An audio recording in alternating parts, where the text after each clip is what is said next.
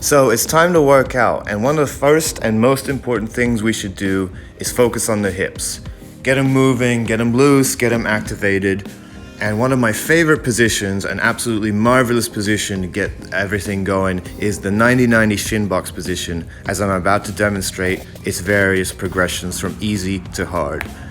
So first we're gonna hook our knees in or heels in, and I'll get our chest to that left or right side front knee. As we hold that stretch, we're gonna weave the arm through to get the back of our shoulder to the knee, opposite knee, applying that little rotational stretch, getting our back stretch as well as glute stretch. Now we're gonna push our thigh into the ground, and ultimately that lifts our chest off, and we swivel switch to the other side. Repeat, chest to thigh or chest to knee. Weave the arm through to apply that rotation. You should feel a little stretch in the back as well as the glute. Don't forget to breathe. Back to chest to knee, and drive your knee into the ground using your glute, and that should extend you up. Swivel to the other side. Make sure you do both sides at least 2, if not 3 times. That allows you to really get deep into the stretch and get some dexterity with the control of the whole movement sequence, which is what the most important part of mobility is ultimately, is the control of it, not just passive stretching. So by the 3rd time, you should feel a lot more confident of your joints. On to the next progression. Now we are not going to use our hands at all. Drop that chest down.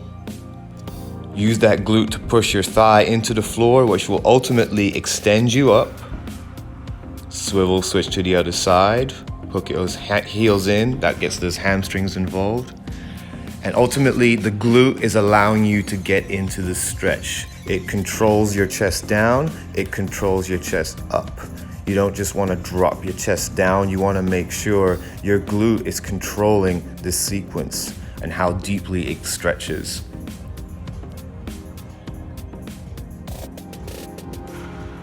Lift those knees up, hook those heels in, which gets those hip flexors and hamstrings involved in the party. Glute controls the stretch.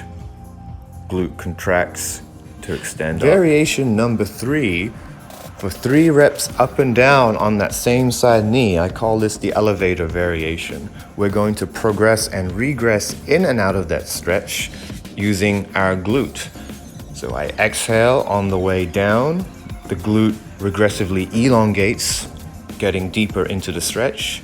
Inhale at the bottom, exhale on the way up, and the glute contracts to push me out of the stretch. This contract to relax working relationship is going to allow optimal stretch of the glute as well as activation to make sure it's firing properly.